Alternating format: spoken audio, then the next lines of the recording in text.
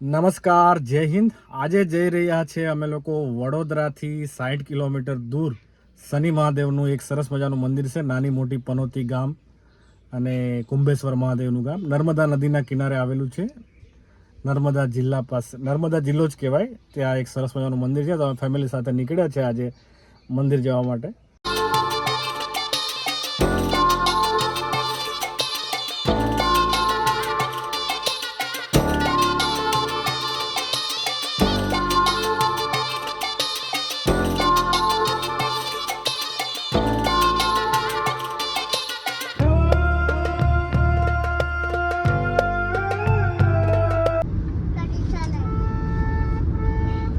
આતર ક્યાં ઉપડા ભાઈ? હે કનેશ, ક્યાં જાય છે આપણે? જે જે કરવા હે? ક્યાં? એને ગાડી સિવાય કઈ દેખાતું નથી. ગાડીમાં બેઠો છે તો એ ગાડી ગાડી કરે છે. હે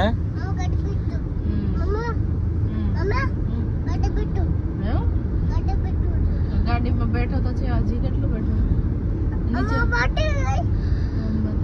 દાદા ચલાવે ગાડી. આપે જાઉં? પપ્પાને કે આપે જાઉં?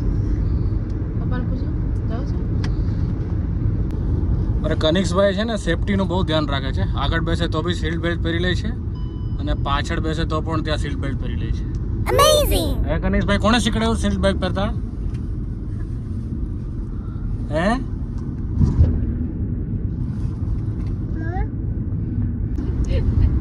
જેસીબી કહેવાય. શું કહેવાય? શું જાય છે? એ ત્યાં જો આપણે છે.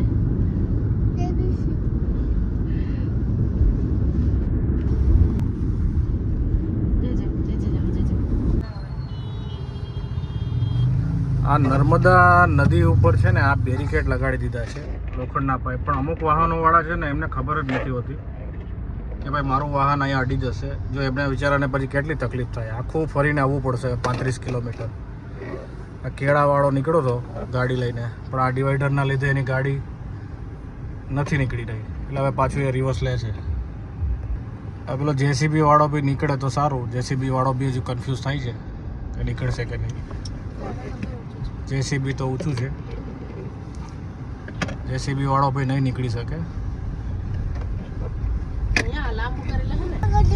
માં નર્મદાના બ્રિજ ઉપર આવી ગયા છે. નર્મદા નદીનો બ્રિજ.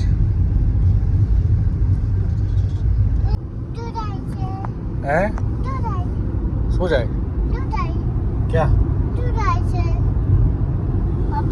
હા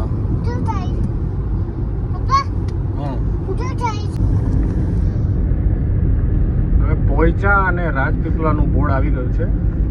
હવે અહીંયાથી થોડું દૂર છે આપણું મંદિર. રાજપીપળા ડિવિઝનમાં નાની મોટી પનોતી જવાનો રસ્તો આવી ગયો છે. હવે અહીંયાથી હાઈવે હતો, હવે અહીંયાથી ગામડાનો અંદરનો રસ્તો છે 5 કિલોમીટરનો.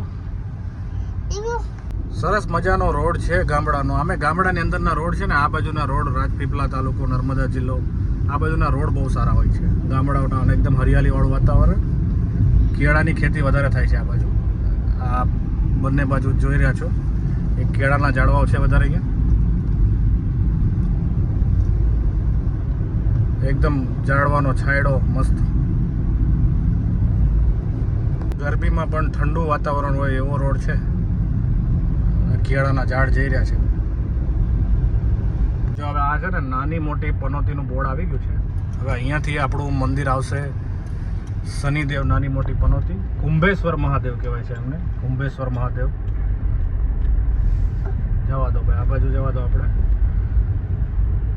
અમે લોકો પહોંચી ગયા છે નાની મોટી પનોતી.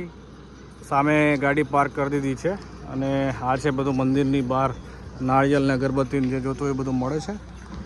અને આ છે કુંભેશ્વર મહાદેવ શનિદેવ ભગવાનનો અંદરનો ગેટ. જઈએ અને કરીએ શનિ મહાદેવના દર્શન. નર્મદા નદીના કિનારે છે આવેલું આ મંદિર. હર હર મહાદેવ, હર હર મહાદેવ. જય સાંઈ. शनिदेव मंदिर में जो भी भावी भक्त दर्शन करने हेतु आते हैं उन सभी भक्तों को नम्र विनंती है कचरा बचरा ना डाले। नदी में अंदर नहाने का भी मनाही है। શનિદેવ ભંડારો પ્રસાદી એનું બધું છે આ બોર્ડ। શનિદેવ ભંડારો પ્રસાદીનો સમય હોય છે। ત્યાં સામેથી ગેટ પાસેથી અમે લોકો આવ્યા છે અને આ છે મોટી પનોતી માતા અને શ્રી નાની પનોતી માતા। બહાર નારિયેળ અગરબત્તી બધું મળે છે। સામે છે નર્મદા નદીનો કિનારો। જુગલભાઈ બેઠી ગયા છે અથર્વને લઈને। હા અથર એ કોણ છે?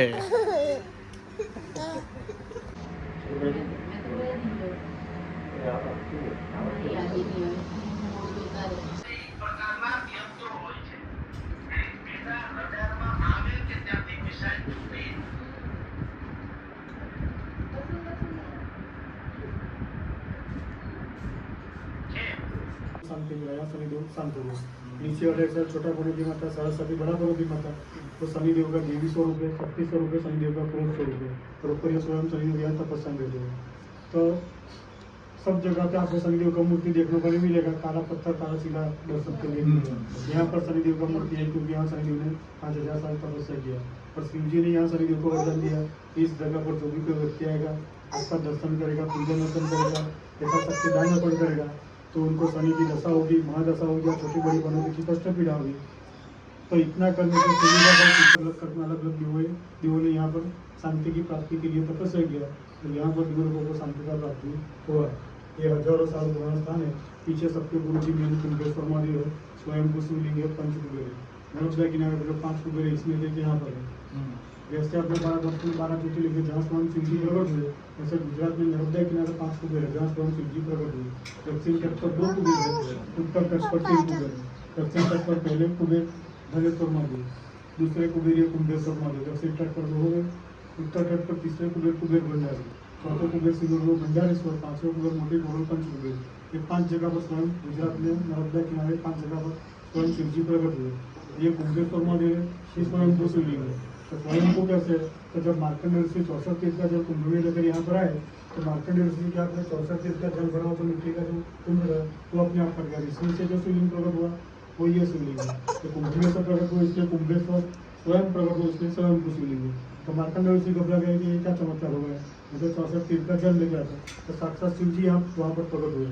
तो मार्कंडेय ऋषि को वरदान दिया कि इस जगह पर जो भी कोई व्यक्ति आएगा यहाँ दर्शन करेगा, पूजन अर्चन करेगा तो उनकी हर एक मनोकामना इच्छा परिपूर्ण होगी, उनको शारीरिक मानसिक शांति मिलेगी, उनकी जो कष्ट पीड़ा बाजार वो दूर होगी तथा सुबह। આ રીતનું દેખાય છે કુંભેશ્વર મહાદેવનું મંદિર અને શનિદેવનું મંદિર અને નાની મોટી પનોતી માતાનું મંદિર। ટોટલ 3 મંદિરો છે અહીંયા અને આ મંદિર એકદમ નર્મદા નદીના કિનારે આવેલું છે। આ છે નર્મદા નદી। નર્મદા નદીના કિનારે તો ઘણા બધા મંદિરો છે પણ આ જે મંદિર છે એ મંદિર નાની મોટી પનોતી અને શનિદેવ મહારાજ માટે ઘણું ફેમસ છે। અમાસના દિવસે અહીંયા બહુ જ પબ્લિક હવન ભીડ બધું ઘણું બધું હોય છે। અને આજે સામે જે દેખાય છે ને એ છે કુબેર ભંડારી। એટલે અહીંયા દર્શન કરીને લોકો ત્યાં કુબેર ભંડારી તો બહુ મોટું છે અને એ તો બહુ મોટું લોકેશન છે। ત્યાં તો ઘણા લોકો દૂરથી આવતા હોય છે। આ છે સરસ મજાનો મંદિરનો નજારો। કનિષ્કભાઈ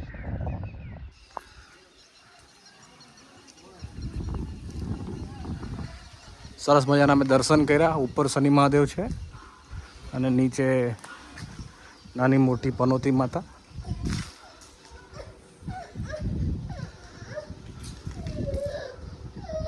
શ્રી સિદ્ધ કાલ ભૈરવ મંદિર। અહીંયા લોકો આ બધું દોરા બોરા કાળા દોરાનું હોય એ બધું બાંધે છે અને શનિ મહાદેવને ખુશ કરે। કપડું સિગરેટ તેલ નાળિયેર લગાવવું હોય ભેરો દાદા ભૈરવ દાદાને ચડાવવાનું સિગરેટ કાળું તેલ અને બધું ચડાવવાનું।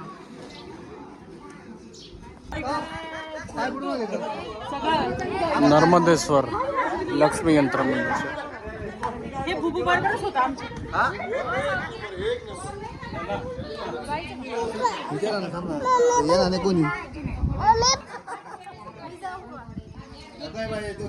હા તાર ક્યાં આવ્યા આપણે? હે દર્શન કરવા આવ્યા?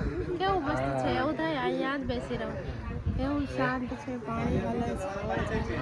કનિષ્ઠ અત્યારે મજા આવી ગઈ છે ભાઈ મંદિરે, નદીનું પાણી જોઈને. આ નદી છે, મંદિરે દર્શન કરીને. એ વાહ, કેમ એને તેડો? હા, શું છે? બોમ્બ કે પાણી? શું છે? તાર જવું છે? મગર છે, મગર ત્યાં અંદર પાણીમાં મગર છે, જવું છે? દર્શન કરીને જો બાળકો આવી ગયા છે દુકાને, અને અથર્વ અને જુગલભાઈ સોડા પીવડાવે છે. એ તાર એ ટેણી, તને બહુ પીવું જોઈએ, તને બહુ પીવું જોઈએ. ના આ ભાઈને જો ફ્રૂટી મળી ગઈ છે, પીવું છે હવે?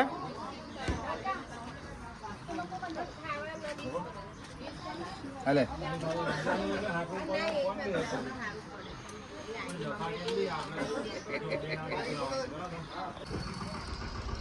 એમ્બ્યુલન્સ આવે છે હવે દર્શન કરીને. આને લઈ નથી જઈ, ચડતા ચડતા તો અંદર આવી.